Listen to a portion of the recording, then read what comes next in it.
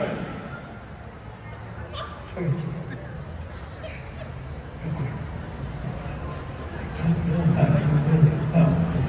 You find out. Okay, guys, this is the point of the show where we really, we fill time while we find out what's happening.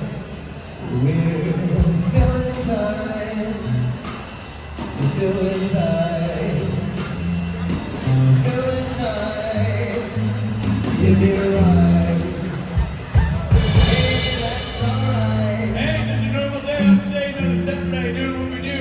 Completely planned and prepared. Wait. Man, huddle. There we go. Alright, there we go. Ladies and gentlemen, you know him, you love him, you sing karaoke with him. DJ Qualls!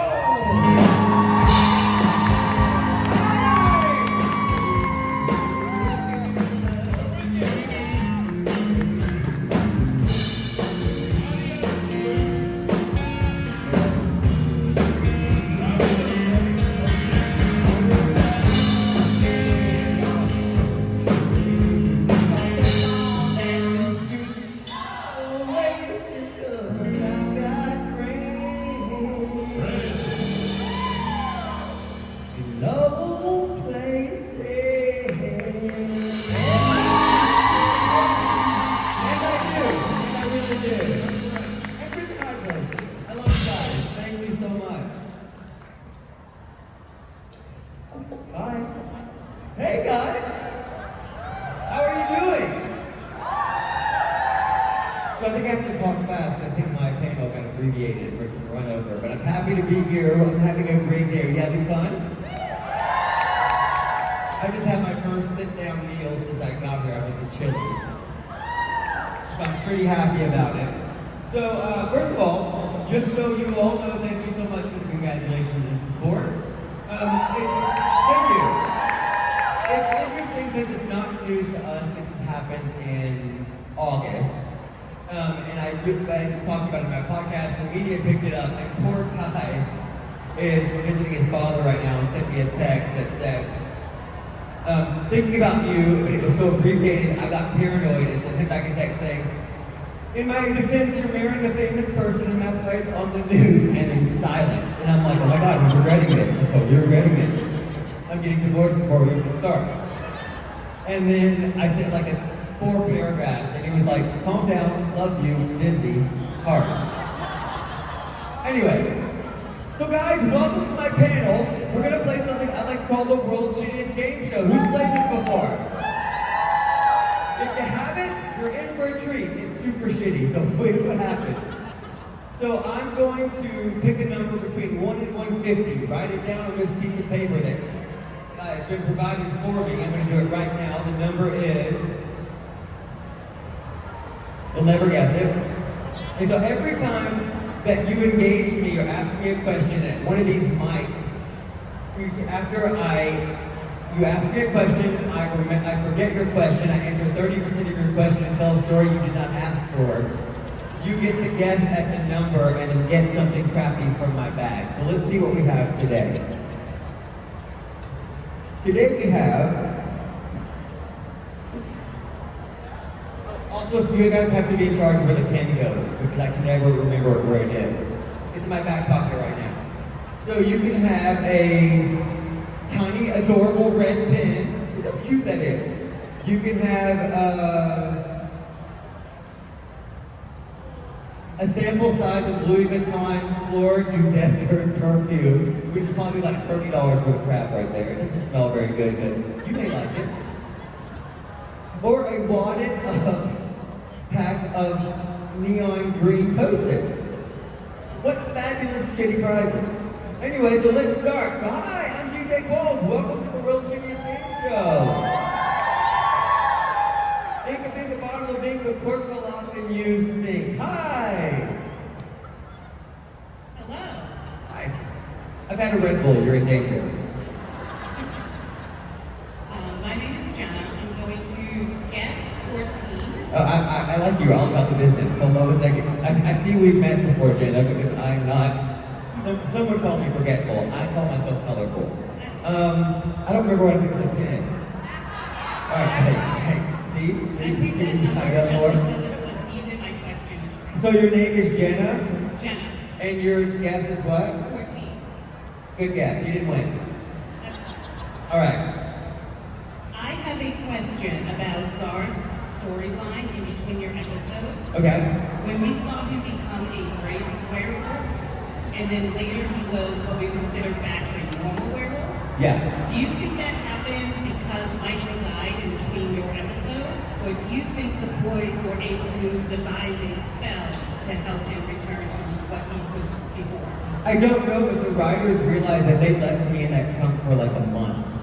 Like at the end of the I was worried episode, about that too. at the end of the episode, it didn't occur to anybody. Like Castiel and the guys were talking, and I'm in the trunk, and nobody references it. And then they just leave. They leave Garth in the back of the trunk. And then I think they did something like somebody, they called Meg or somebody to come get me out of the car. Like they realized it in the editing, they were like, oh fuck, we actually left Garth to die. I don't know about that, but here's what I will say. When they made it, so I found out I was becoming a werewolf. I was at a wine tasting in downtown Vancouver, and I was kind of drunk. And so Adam Glass, who wrote Garth so beautifully, called me and said, are you sitting down? So I went out, there was no place to sit in this wine tasting, so I went and sat on the curb, loaded at 4 p.m., like on a Tuesday, and it was like, we're turning you into a werewolf, and I'm like, it's because you're going to kill me, aren't you? Because I thought Dean had to kill me, and the reason for that was, Garth was supposed to do a ton of episodes, but they wouldn't offer me a full contract, so I booked Man in the High Castle, and you have to go where the work is.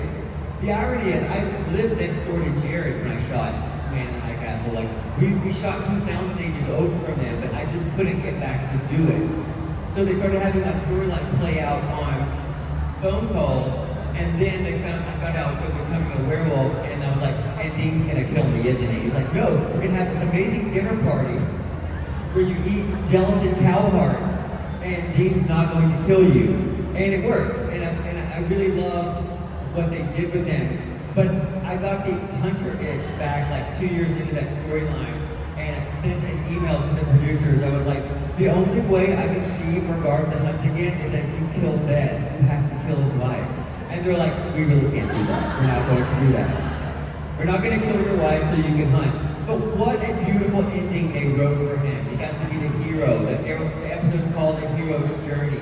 It's just so amazing. And I couldn't have asked for anything more. I know I didn't exactly answer your question, but that's what you signed up for. I love you. I have your name and your answer. Thank you. Thank you. Hi, my name is Katie, and I took a picture with you before, and I just want to say congratulations on the engagement. Thank you so much. And my question for you is, there's an episode with Sam and he has an imaginary friend. What would your imaginary friend be? Like in real life or Garth's imaginary friend? Either one. Well, Garth's imaginary friend definitely is Mr. Fizzles. Oh, yeah. I love this sock puppet so much. I have the only one in existence. I have the one from the show. And I told this in my Friday panel, but a lot of you weren't here, so I'm going to tell it today. So Supernatural is notoriously stingy about letting you walk away from props. I stole a silver bullet necklace, and they called me in Los Angeles to retrieve it. Those things cost like 10 cents to make. It's not a silver or a bullet.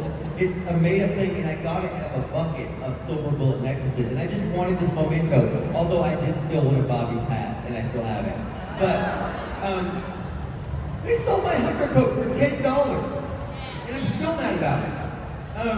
Anyway, so, I had this dog named George, and George was like having a giant hamster. He was born with too much water on his brain. And so a puppy mill in Nashville got busted, and like all these dogs were surrendered, and I went to donate money, and there was this little dog about the size of a Coke can with this giant head, and he walked like this. And so he came over and put his head in the palm of my hand and started licking it. And they're like, we thought this dog was completely non-responsive. He needs surgery where they put a shunt in his brain. It's going to cost about $2,000, and he won't live beyond 2. So I went back to my movie and could not stop thinking about this dog. So one day after work, I was like, is the dog still alive? And they're like, yes, I'm coming right now. So I went to get this dog. I paid the $2,000 to drain the fluid off his brain. And they're like, he's only gonna live to be about 2. This motherfucker pissed on my belongings for 10 years. I loved him like I've never loved anything in my adult life. He was the absolute best. He could only walk in circles. I'd do this, hey George, come over here. And he'd circle over here, fall down, spot you. Circle over there, fall down, spot you.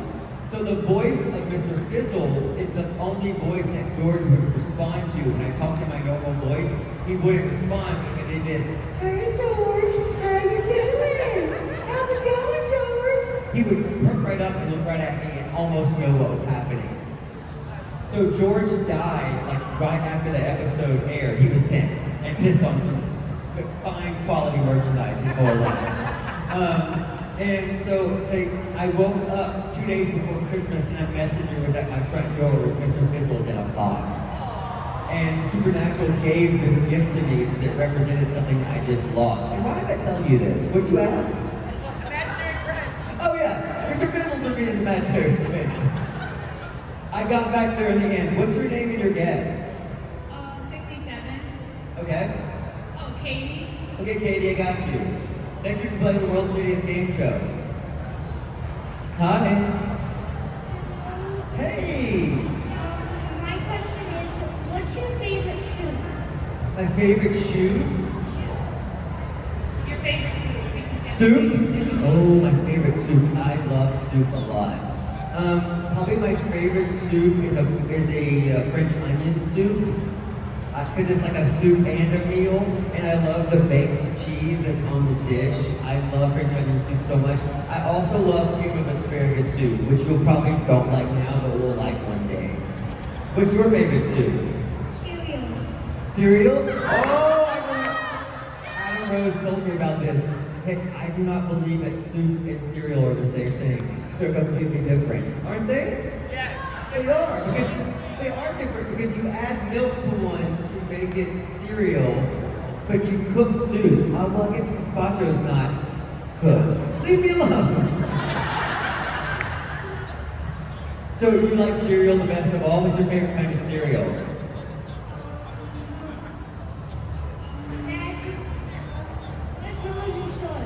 Oh yeah, I like that too. It's good that your parents don't force you to eat the healthy cereal. My favorite cereal is Fruity Pebbles. I love it so much I can't even buy a box of it because it's gone the same day. I wish I was eating Fruity Pebbles now. All right, brother, what's your name and your guess? My name is James, and my guess is 95. James, I'm happy to meet you. I'm DJ, James95. You may have won. I don't remember the number, but I will let you know soon. It was good talking with you, brother. I love James. Give James a hand. James, 95. For a second there, I thought about cheating to make James win, but I'm not going to do that to you. Hi. My question is there a specific culture that you're interested in? A specific culture that I'm interested in? Culture. Like you mean around the world? I love French culture from like the late 1800s, like the 1940s. That's the area of art that I collect. I'm really fascinated by the beginning of anything. And you know paintings where you see people say stuff like this? It looks like my kid could have done it, right? But in the late 1800s in France, paint was able to be made synthetically. Before that, red was ground up rubies, blue was ground up lapis. So paint was very expensive. So you could only paint for wealthy clients or the church if you were an artist. So you couldn't go crazy. In the late 1800s in France, paint was able to be produced synthetically with like lead-based paints. And people could were painting straight from the tube, like orange trees and purple skies. And it was just, you're seeing humans' minds go nuts. I can do whatever I want. It's not going to cost me a fortune to do, and it's just a magic time. Whenever we realize something as a species, like I can do whatever the fuck I want right now. It excites me. But also, I love Japan, so I love Japanese culture too. What's yours? Do you have one? Japanese culture. Japanese culture is amazing. I got to go there for the first time in May, and it was just amazing. I did what everybody does. I did Tokyo, then we did Kyoto, then we did Osaka, and it was just magic. Although I will say this, I felt like a giant. I'm a loud laugher, and I would be on the streets of Tokyo are dead quiet. Like 12 million people there. And so I would be talking to somebody and do this. Ha ha ha ha! And they would do this. I was like, I get it. I'm scary, I'm tall, and I'm loud. But I loved it. I really love Japanese culture, and the best sushi you'll ever have because they invented it. What's your name and your guess? My name is Alessandra, and my guess is 31. Thank you, Alessandra. Hi. Hey DJ, Hey. I have a question. Just wanted to pass on a message to my mom, saying she's super proud of you and your entire career, and she loves you. Oh, that's so nice. Tell your mom I said hello, and I love her too. Come here, give me a hug and pass back to your mom. Dr. Patterson. Pass this hug on, brother. Your mom's Dr. Patterson? That's my GP from childhood. Are you joking? Oh yeah, oh my god. So crazy. Your mom has seen me naked a bunch of times. Pass my love back to her, please. I will. Tell me your guess. What's your name and your guess? Craig and 13. Okay, Craig, 13. You grew up cute, brother. Good for you. Appreciate it. Okay, I got you. Thanks, Craig. Where's my tail? There it is. Craig. Oh, that's so crazy. Yeah, Dr. Patterson, I remember her well. She used to give me shots. Tullahoma, Tennessee. Hi. Hi, DJ. How are you? I'm great. How are you? Great, thank you. You were great yesterday at karaoke, so my question is related to that. What's your favorite costume you've ever worn for your roles? My favorite costume I've ever worn for my roles. That's interesting. So I now love dressing up in like obviously when I do karaoke in my private life. I was always embarrassed to do it because it felt it's like attention that you can't control, and I'm a control freak. So I never like dressing up. Now because I do karaoke, I have a costume full of closets, and I love them. I like costumes that resemble pajamas. I loved being on T Nation because it was the apocalypse, and you could wear whatever the hell you wanted. So all the clothes were super not form-fitting, they weren't your size, it was amazing, I loved it. But I loved my hunter coat probably the most. Here's what you don't know about the hunter coat. I'm going to ruin something for you right now, so if you don't want to know, plug your ears. Have you ever noticed that we can pull something that long out of our interior pockets? It's because there's a hole in your pocket, and there's somebody below you, below frame, passing things up to you. In the episode where it was Party on Guard, where you're seeing the monster, but you had to be drunk to do it, I'm picking a lock. I pull a lock, I pull a flashlight out of my pocket, a lock kit, 3 small airline booze bottles, like a thing this long to jimmy the door open, and a woman was right here, and it was Robin, was beside me doing this, feeding me things through the hole in my undercoat pocket. So that actually probably would be my favorite thing that I ever earned, and that's why I'm still mad. By the way, if you ever hear somebody having my undercoat, I will pay them thousands of dollars for it. I want it back. I will sleep in it. I loved it so much. Being a hunter was awesome. That's why being a werewolf sucks so bad. Because you're a monster, not a hero. And even though Garth messed up a lot, he still was a hero. What's your name and your guess? My name is What? Julia, How did it go? and my number is 73. You had to sit around Thank for a you, while and Julia. watch? A little bit. Also, I appreciate Who was it everybody with? keeping track of what other people have Nice. guessed, because I'm Both not of good them? at that. Oh, they're both here. Hi. Hi. Cool hair. Thank you so much. This is my first convention. Welcome. Everybody welcome. What's your name? Brianna. Everybody welcome. Welcome, Brianna. Hi. Welcome to our family reunion. Thank you. My question is, first, congratulations on your engagement. Thank you. But I was here at karaoke yesterday. I was actually in the very front, and I wanted to say what was one of the most karaoke songs that didn't think anybody would play yesterday. Oh, yesterday you made me feel like a natural woman. So we never get ballads. And I actually pulled the card and read it as, man, I feel like a woman, because I thought it was a hype song. And then the song came on and I was like, oh, we're doing this. but it was so what we needed. It was supposed to happen. And so here's what I love about hosting karaoke. I'm not a crowd hype man. My sole focus is when somebody comes up on this stage vibrating and nervous, my job is to get them to the chorus. And it's so amazing from my perspective to be up here, to see somebody. It's so ballsy to get on the stage. I would never sign up for karaoke if I wasn't the host of it. I would be too nervous. But when people come up, they're always like this, and then to feel them release and relax and know that we're all here for them is so great. And that happened last night during Natural Woman, and it was something I remember the first thing I woke up this morning. Well, actually, the first thing I said was, I can't believe I'm not hungover. The second thing I said was, what a cool experience last night. And I love it. So that's why I love Matt Cohen and Sam Smith, because they're hyping the crowd.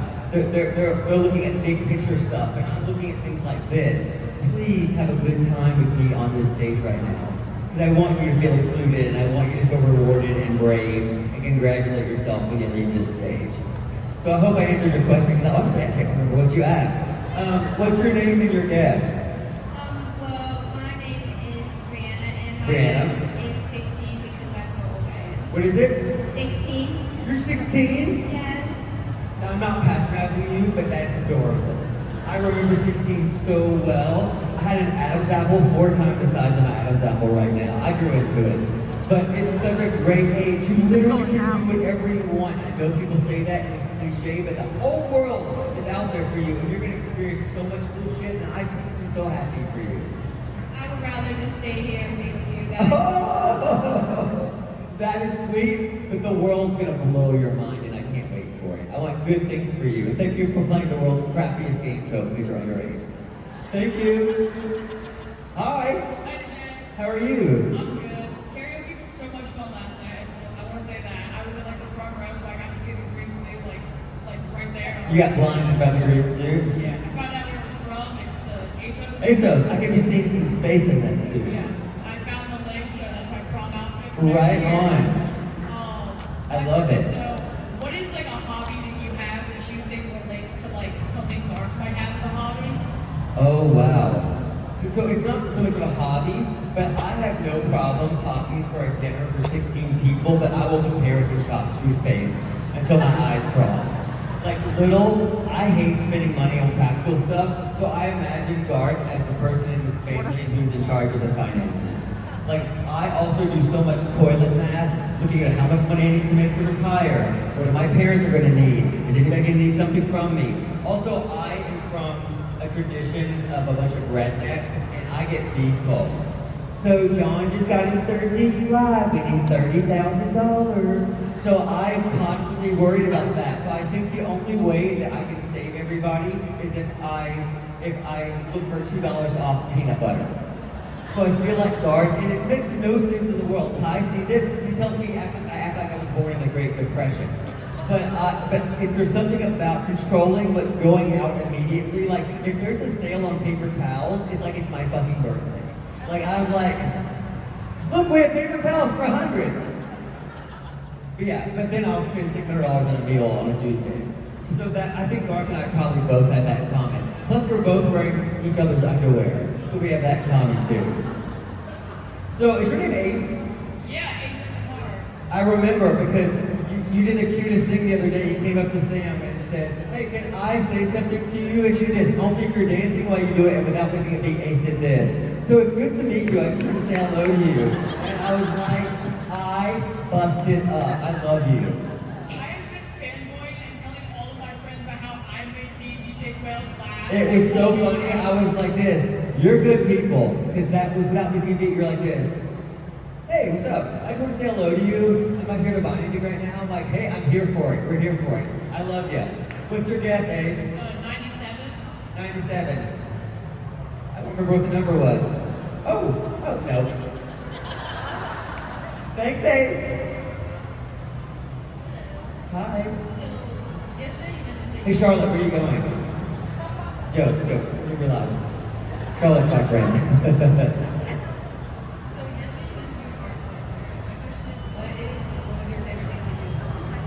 So my favorite painting that I ever bought it's just some ladies doing laundry in a park in 1870 in Paris. It's this big, and it's by this guy named Victor Vignon, and he was really famous during his day. He was so famous that Van Gogh's brother Theo was an art dealer, and he was one of his major artists.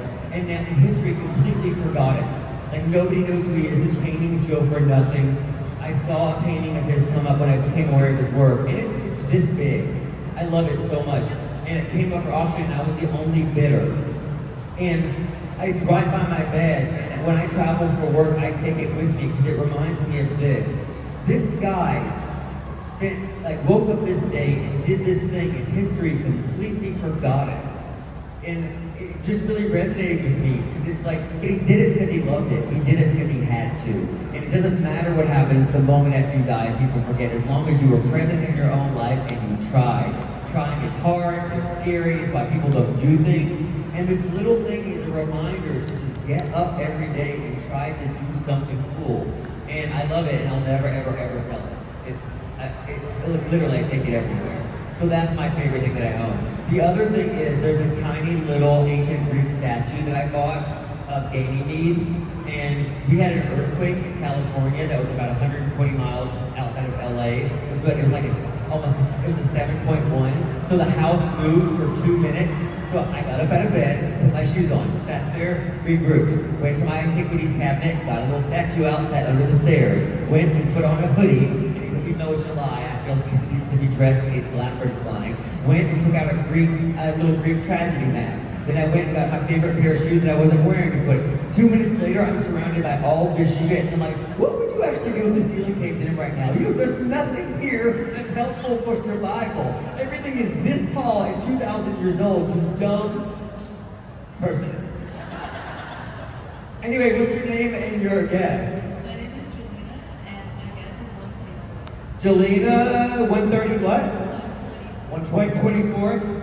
I didn't hear you guys coming. Usually I hear you guys coming. The number was 78. If I'm not mistaken, it means that Julia at 73 was the closest. Is that right? Yeah, I think it's right. I'm the boss. I say it's right. Guys, thank you so much for joining me.